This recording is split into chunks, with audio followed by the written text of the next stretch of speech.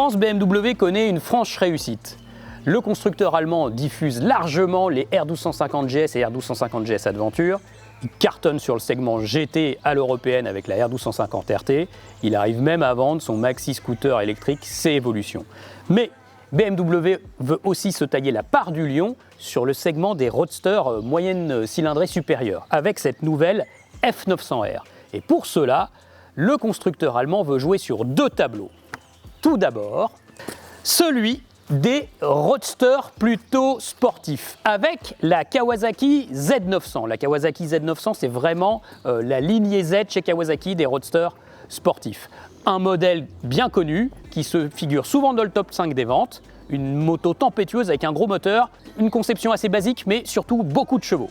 Et deuxième tableau, les roadsters, plutôt polyvalents, plutôt sages, avec l'Aprilia Shiver 900, une proposition très intéressante, moins sportive, homologuée à 2 par conception, 95 chevaux, très attractive aussi en ce moment au niveau du prix, et qui se veut surtout polyvalente plutôt que réellement sportive. Nous les avons confrontés pour voir et étalonner aussi cette nouvelle BMW, et ensuite on se fait notre petit débrief canapé.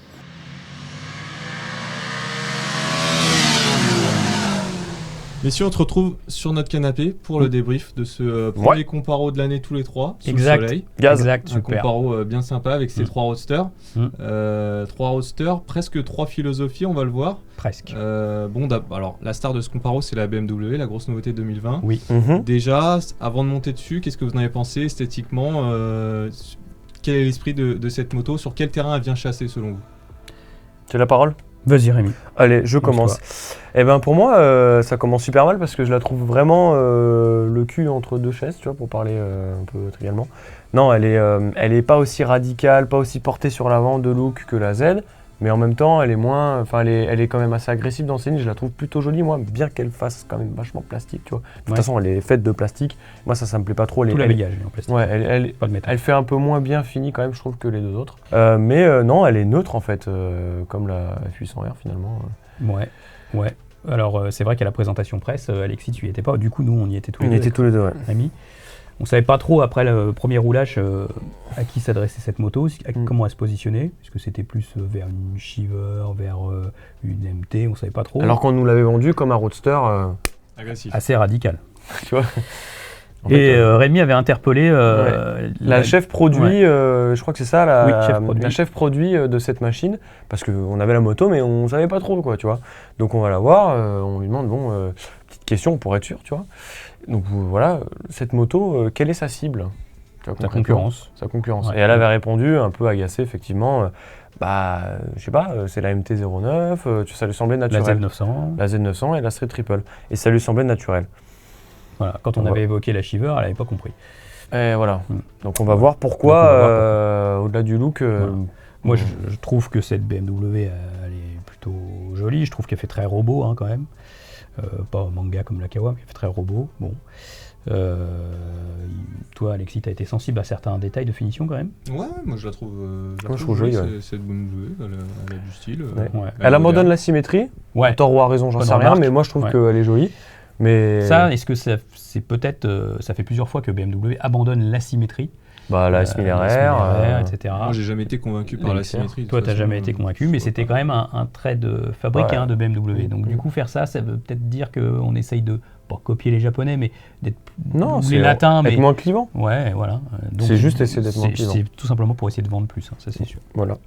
Alors, quand on monte dessus, sur cette BMW, voilà, début de comparo, déjà, niveau position, ergonomie, par rapport aux deux autres, qu'est-ce que vous en avez pensé? Eh bien, moi je suis le plus petit d'entre vous. Vous tutoyez les mètres 80, moi je suis en dessous un petit peu. 83. Ouais, on est malin. Moi je suis un peu en dessous d'un mètre 70. Bon, j'ai pas eu de problème pour poser les pieds par terre sur ces 3 motos. Même sur la Shiver qui a la selle la plus large, qui a une grosse selle bien large. Bon, finalement, j'ai quand même réussi à poser les pieds au moins pointe des pieds des deux côtés. Donc en fait, à mon avis, dès qu'on dépasse 1m65, qu'on est à 1m70, il n'y a plus de problème de positionnement. On pose des pieds partout au sol avec cette moto, les 3 motos, il n'y a pas de problème. Alors par contre, là où ça peut éventuellement poser problème quand on n'est pas très grand, c'est même d'ailleurs quand on est grand, c'est pour faire les demi-tours. On Ah a oui. pu remarquer Ouais. qu'il y avait des grosses différences à ce niveau-là, messieurs. Bah, la pire, c'est la Shiver, non? Ah ouais, la Shiver. Ah ouais, non, La Shiver, elle braque pas. ouais, ouais. La Shiver ne braque pas, donc soyez sûr de votre route. Et en plus, c'est la plus lourde, hein, les gars. La Shiver, elle braque pas et elle pèse 226 kg sur la balance tout plein fait. Ouais, mesuré. Donc, bon, bah, c'est un handicap quand même. Par contre, la Shiver, elle a des repose-pieds placés assez bas. Ouais. Oui. Et là, dans l'autre extrême, on trouve la BMW. On a C'est ça. vraiment l'impression d'être assis comme un crapaud sur cette Donc moto. c'est là qu'on a un premier, ouais, c'est Un premier constat bizarre ouais, sur un cette premier BMW. paradoxe, tu vois, c'est que je trouve que la F900R est quand même très logeable, très, tu vois, elle est accueillante, la position est pas radicale, t'es plutôt bien installé à bord. Guidon impeccable. Ouais, t'es moins sur l'avant que la Z, tu vois. Ouais. Mais t'es pas aussi droit non plus que sur la Shiver 900. Mais par contre, t'as des repose-pieds qui sont dans le... Hyper relevé. Ouais. Voilà, donc C'est ce que je voulais dire, quoi. T'as les pieds super hauts, reculé. donc t'as les genoux plus en contrainte que sur les autres et t'es un peu moins détendu des pattes, quoi. Mm. Voilà. Alors par contre, je voudrais qu'on dise un bon point pour la BMW, qu'on dise un mot des tableaux de bord. Ouais. Bon, le meilleur des trois, il n'y a pas photo, c'est Bah, celui-là. de toute façon, ce tableau de bord, Connectivity, il s'appelle. Il est sur pratiquement toute la gamme, hein. Je crois qu'il n'y a que les 300 qui ne l'ont pas. Oui. Il est parfait. En fait, il est vraiment parfait. Ça fait un moment, enfin, ça fait 2 ans, 2-3 ans qu'il est là. Ah, non, depuis la GS Shift Cam. Peut-être bien, à peu ouais. près. Et bref, il est top, il est lisible, il est très joli, il est grand aussi. Ouais. Celui de la Z, Il donc est cette pas mal. année, c'est un nouveau tableau de bord qui d'ailleurs équipe aussi une autre bonne partie de la gamme maintenant. Ça, c'est ZH2, une Z650, Z de Ninja 1000SX qu'on Voilà. a fait ensemble. logique de plateforme. Bah, Voilà. Il est très joli aussi, il est plus petit. Ouais. Et celui de la Shiver, qui est aussi un TFT couleur. Bon, là, les couleurs, il faut un peu plus les chercher quand même, mais moi je trouve qu'en termes de. Il fait plus vieillot au niveau des caractères. Enfin, Oui. On dirait une Game Boy Color, tu vois. Et puis, gros défaut, à mon sens, en 2020, de ce tableau de bord de la Shiver, pas de jauge à essence. Je suis d'accord, pas de jauge à essence sur un tableau de bord moderne qui se dit connecté, il y a une appli. En plus sur la Shiver, on a une prise USB maintenant de série. Ouais. Donc on a des aspects pratiques, on a des beaux tableaux de bord couleur et on n'a pas de jauge à essence, c'est dommage. C'est vrai. Par contre, côté confort, elle se rattrape la Shiver parce que c'est la plus acceptable en duo, une vraie selle Ouais. passager, des super poignées de maintien, elle est très confortable pour le pilote et passager. La BMW est un peu juste en dessous, quand même elle a des poignées de maintien, mais là c'est plus étroite. Bon, puis la Z, La ZEB de ce que Au disait secours. le cadreur Moto de quand on l'a. célibataire. moto de célibataire. Ouais, moto de célibataire. Au secours, il dit non mais c'est pas possible d'être derrière, là, disait. Ouais, il était pas très content. Donc voilà. Alors messieurs, quand Ouais. on achète un roadster, bon, je suis envie de dire le principal organe qu'on regarde, c'est le moteur.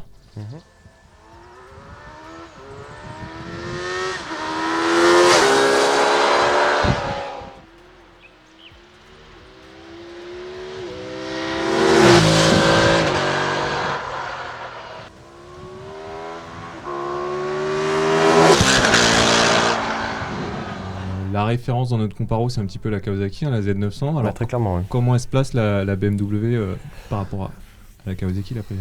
Tu veux commencer? Non, vas-y, là aussi je te laisse commencer. Moi j'avais pas mal d'attentes sur la BM parce que du coup, ouais, comme ils nous l'ont vendu, on s'attendait à un truc vraiment qui avait la niaque, etc. Donc c'est un bicylindre en ligne parallèle. J'ai retrouvé en fait un petit peu les défauts qu'avait la F800R. D'accord. C'est-à-dire que c'est pas un moteur qui est particulièrement démonstratif, il fait le job, ça on peut pas lui reprocher, puis il a un shifter qui fonctionne vachement bien, qui est une option. Mais non, il n'est pas sensationnel, quoi. Alors que bon, quand tu achètes un roadster, l'idée c'est que tu achètes un moteur, quoi. Tu achètes un moteur autour duquel il y a un guidon et des roues. Ouais. Tout dépend de ce que tu achètes, parce que si tu achètes un roadster sportif, tu t'attends à un effet waouh. Ouais. On n'a pas vraiment eu l'effet waouh, je pense, tous les trois avec le moteur de la BMW. Oui, mais quand tu achètes un roadster, si t'as pas l'effet waouh, tu as au moins l'effet cool, quoi. Tu as de l'agrément, comme Oui. sur la Shiver 900. Bon, alors ça c'est Ce qui me vrai. permet de rebondir, tu vois. C'est Ouais. que la Shiver 900, elle a vraiment du caractère, elle est... Ah bah, il n'y a aucun doute sur le fait que ce soit un bicylindre en V, on sent. Ouais. On a des vibrations, on a une sonorité très syncopée de bicylindre en V, un peu comme sur un moteur Ducati ancienne génération. Il tracte fort en bas, Il est rond, il a du est coffre, musclé. il C'est est un moteur agréable. d'agrément. C'est pas un monstre de guerre, enfin, c'est pas un foudre de guerre, pardon, ça veut rien dire, monstre de guerre. Bref. Mais il est agréable. Il est vivant. La Donc, finalement, F900R, la elle est assez BMW, effacée. elle a aucun des deux meilleurs, des deux mondes en fait. Elle est entre les deux et... Elle fait le job. Ouais, c'est un moteur qui est efficace. On a fait des petits tests de reprise, elle n'est jamais larguée, entre soit la Z, soit la Shiver. Elle n'est pas larguée, son shifter fonctionne bien. Elle a une large plage d'utilisation, Mm. mais on n'a jamais ressenti de grands frissons à bord de cette BMW. J'insiste à dire un truc quand même, c'est que tout à l'heure on parlait là de catégories. Hein. Donc là on est sur des catégories qui sont destinées au A2. Les 3 motos sont homologuées A2, donc aux primo-accédants, les premiers motards. Hein. Même si la Z, c'est une version spéciale. Alors la 95 chevaux. Z900, elle existe en version A2 parce que celle-ci elle était en full, en 120 chevaux mesurés au banc. Mhm. Et il n'y a pas si longtemps que ça, on roulait tous en 100 chevaux hein, quand même, messieurs. Donc là, pour des motos qui peuvent être des motos de débutants, sauf la Z, sauf si Ouais. tu l'as choisi en A2, on est donc sur des motos qui font 95 chevaux ou plus en version C'est ça, ouais. full, quoi. Donc c'est quand même très performant. Hein. Donc il faut relativiser sur la notion de moto pas très performante, etc. On a pas loin de 100 chevaux, 90 chevaux mesurés au banc pour la Mm, mm. Shiver. Donc, Elle donne c'est combien pas mal. au banc déjà la Et la BM BMW 99. 99 donc je chevaux. pense qu'elle manque un peu de rodage pour atteindre ses 105 chevaux. Ça fera pas une grosse différence de toute façon à la conduite. Ok. Mais oui, moi, pour conclure ce que disait Rémi, je suis d'accord, la BMW n'est pas un moteur très sportif et n'est peut-être pas aussi rond et mélodieux et agréable que le moteur de la Shiver. C'est un moteur efficace. C'est un moteur efficace. Ouais. C'est un moteur. Côté partie cycle, Oui. important, hein, surtout quand on a deux pilotes comme vous qui aimez bien un petit peu mettre de l'angle sur Bah, la route. Moins que toi parfois. Bah moi en tout cas cette BMW j'ai trouvé pas mal hein, Oui. dans les petits passages qu'on a fait devant notre caméraman, je me suis senti en confiance. Oui. Un châssis plutôt affûté. Qu'est-ce que t'en as pensé, Rémi? Bah moi en fait j'aime beaucoup le châssis de la BM, c'est sa principale qualité. Je trouve que il est neutre, tu vois, il est ultra rigoureux, Ouais. il est stable. Elle a beaucoup de qualité de partie Ouais. cycle, je suis d'accord avec Rémi. Là, En plus, je tiens à signaler que, en fait, en général, les BMW, elles ont de très bonnes parties. Ouais. Quand même. C'est vrai. Elles sont souvent faciles à conduire, elles sont saines, on sent bien les C'est des rails en comportements des général. trains roulants. C'est des rails, bah là, Là il y a ça, tu vois, et quand t'es dessus tu te poses pas de questions, elle absorbe tout, et quand tu passes d'une à l'autre, ça te transforme la route en fait. Donc, moi je l'ai vécu, enfin là pendant cet Ouais. essai je l'ai vécu. Quand je suis passé sur certaines routes, à certains passages avec la BM et qu'après j'en ai pris une autre, je fais oh putain mais il y a une bosse en fait ici, tu vois, et ça c'est une vraie qualité. Ça c'est sûr que La Kawasaki par exemple, j'ai trouvé moi qu'elle absorbait pas très bien, assez tape-cul par moment. en fait la Kawa Ouais. elle est comme ça, comme son moteur, elle est vive, tu vois ce que je veux dire. Oui. Elle a une sorte de vivacité. Alors du coup c'est cool parce qu'il y a beaucoup d'action au guidon, c'est ouais ça bouge, c'est trop bien. Mais c'est vrai que ça gigote un peu. Après il y a plus de chevaux, tu vois, donc t'arrives plus vite. Tu repars plus enfin, fort. de toutes les générations de Z, ça a quand même fait beaucoup de progrès parce que la Z900 telle qu'elle est aujourd'hui, que ce soit en version A2 avec moins de contraintes, 95 chevaux ou celle à 125, c'est quand même une moto qui reste fluide dans son comportement. Ah oui, le oui. train avant, il est plutôt bien. Et puis il y a ça, ouais. Mais parce que chez Kawasaki, Z750 phase 2, au secours, hein, c'était quand même une enclume, c'était quand même pas super. Là, on a bien progressé. Hein, ça reste sec parfois, un peu réactif. C'est mais vif, quand même ouais. pas mal. Et puis elle a ce truc qu'a aussi la Z1000 qu'on aime bien tous les deux. C'est ce train avant, là. J'aime beaucoup ce train avant où tu as Ouais, beaucoup c'est- de retours d'infos Tu sur sais la très Z. bien comment tu te Et tu places la Z. l'as aussi sur la BM, ça. Ouais. Par contre, la Shiver, tu l'as moins. Ah oui, non, la Shiver. Problème La du train Shiver, avant. moi j'étais assez déçu. Hein. Toi, t'as été déçu, hein, partie Ouais. cycle. Disons que quand on passe de l'une à l'autre, c'est Oui. là que ça fait mal. Ouais. En fait, la Shiver, on l'a vu tous les trois en se passant les motos. Dès qu'on faisait des parcours de liaison ou du roulage cool, la Shiver, elle est tout à fait confortable. En plus, elle a des bonnes suspensions qui absorbent. Ça participe à son confort général. C'est une moto qui est cool pour la balade. Mais dès que tu essayes d'attaquer, oula, au secours, le train avant, on est quand même pas très serein. La moto, elle a pas mal de transferts de masse. Moi, je trouve qu'elle engage pas en plus, tu vois. Il faut un un peu elle est faut plus. un peu la forcer. Ouais, comparé aux autres. Elle lit moins bien la chaussée. C'est un peu moins facile de suivre sa trajectoire. Si jamais tu touches au frein sur l'angle, c'est pas évident. Ouais, ça la redresse Elle direct. se redresse direct. Elle est pas Après, très neutre. il y a un truc, c'est qu'elle Bon. n'a pas les mêmes pneus. Hein. Alors non, elle a des pneus qui sont des anciens pneus. Hein. Dunlop Qualifier, c'est des Dunlop d'avant. Hein. Ça joue vachement. D'anciennes générations qui sont pas très bons, alors qu'on peut avoir de très bons Dunlop modernes. On lui met des Road Smart 3, la moto, c'est sûr qu'elle change. Hein. C'est évident. Mais donc là, elle était quand même pas très. Elle n'est pas à son Elle avantage. n'était Ouais. pas à son avantage. Et quand bien même, de toute façon, elle n'aurait pas pu rivaliser avec les autres, c'est sûr. Mais je pense que la grande gagnante, c'est Côté la, partie cycle. c'est la BM. Ah oui, c'est sûr. Et la BM se range pour moi dans la catégorie, enfin sa partie cycle est sportive, tu vois. Elle est capable d'encaisser beaucoup de contraintes. Et ça. Ça, c'est sûr. Une petite escapade sur circuit avec cette moto, à mon avis, tu fais des super trages. C'est sûr. Et tu as vraiment ce truc-là de t'es serein et tu peux réfléchir à tes trages. Bon, bah là, je la claque là, boum, je la redresse. Et quand tu fais plusieurs passages sur la même route et que tu prends la Z, bah la Z, t'es plus en mode c'est où que ça bouge trop là, t'es là, tu vois. Et ce truc-là de sérénité, là, moi, ça m'a bluffé. J'aime beaucoup. Complètement. Bon, il y a un sujet un petit peu polémique que j'aimerais aborder, messieurs, c'est le lieu de fabrication. Oui. Puisque voilà, la Aprilia italienne est fabriquée en Italie, la Kawasaki au Japon, sans surprise.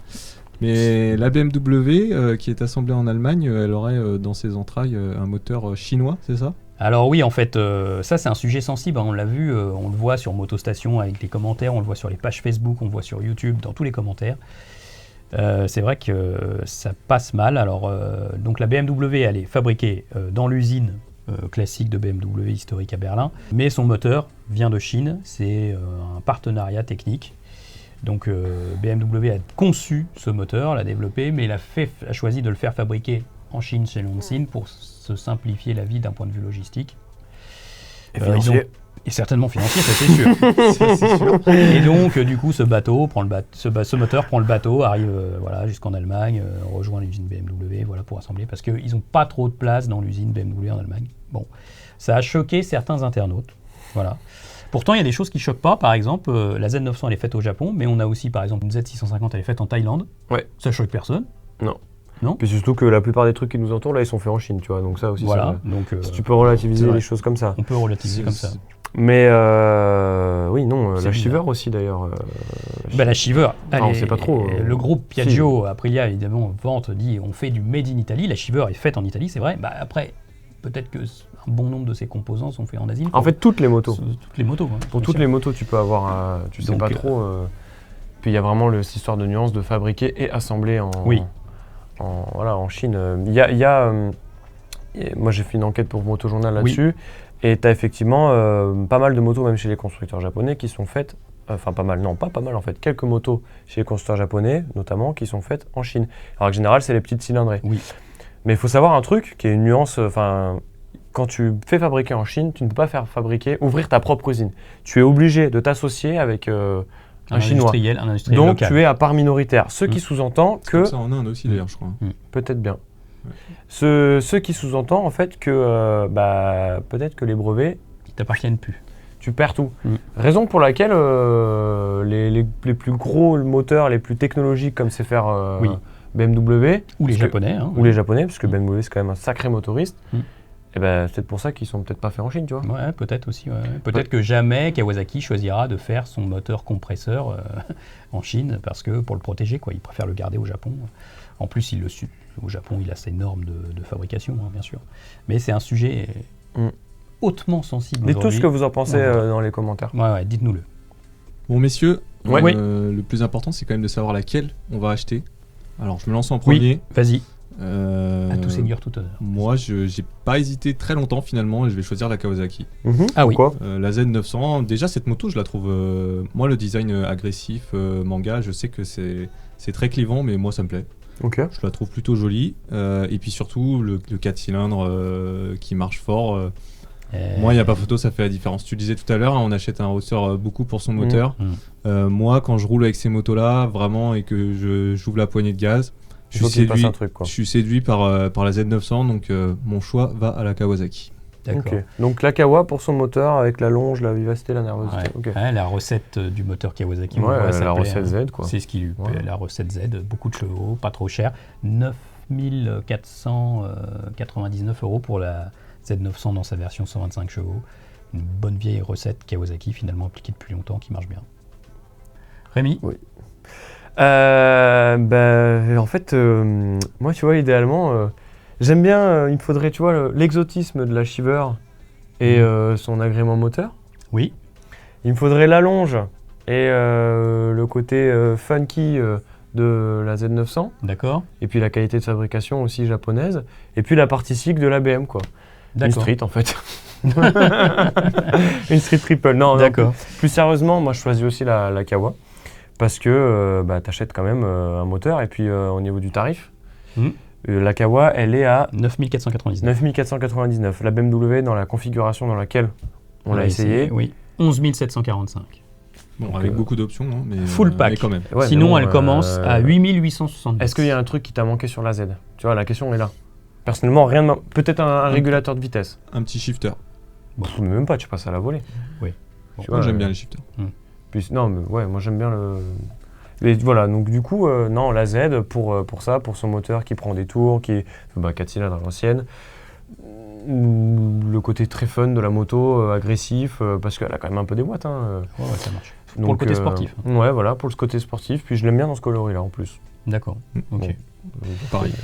Ok, bon, forcément, moi, je voulais intégrer cette Shiver 900 à ce comparatif parce que je sentais que la Shiver 900, elle était un peu proche de la BMW dans l'esprit. Bon, finalement, elle est quand même moins sportive. Bon, la Shiver 900 est plus pépère. Là, en ce moment, elle a un prix. Ils ont fait une promo à prix de là. Alors là, normalement, elle vaut 8599. Là, actuellement, elle vaut 7399. Là, il n'y a vraiment pas d'arnaque, quoi. Alors, c'est-à-dire qu'on peut à peine la comparer maintenant, du coup, à cause de ce prix promo. Et du coup, elle descend même de catégorie, du coup, en fait. Elle se met au prix de moto de cylindrée inférieur. Bon. Moi, j'adore ce moteur de Shiver 900. À chaque fois, devant l'essai qu'on l'a pris, je dis, il n'y a que 90 chevaux, mais moi, j'adore ce bicylindre en V. Mais finalement, avec cette partie ici que j'arrive pas. Et je me dis, la BMW, c'est pas si mal. Parce que, pourquoi si tu peux avoir qu'une seule moto, tu dois aller bosser tous les jours avec, te balader le week-end. Sur la BMW, tu peux avoir des valises, tu peux mettre des valises sur la BMW en option, donc elle est polyvalente. Et puis, avec sa partie ici, je suis sûr que tu peux aller te faire un bon tour de circuit et mettre plein d'angles et être serein. Donc c'est un bon package, même si j'aimerais bien qu'elle soit plus vivante en moteur, donc tant pis BMW. Très bien, c'est noté. Merci messieurs, c'était sympa ce petit comparo. Ouais, mot de la fin. Allez. Rapidement, mot de la fin, juste pour vous dire que avec la situation du Covid cette année, les constructeurs, ils ont perdu un peu de temps en termes de commerce, etc. Toutes ces motos-là, elles sont en démo partout. Si vous voulez vous faire votre idée, il n'y a pas plus simple. Vous allez chez vos concessionnaires, vous demandez à les essayer, elles sont en démo partout. Donc faites-vous votre opinion et puis revenez dans les commentaires nous le dire. Carrément. À bientôt.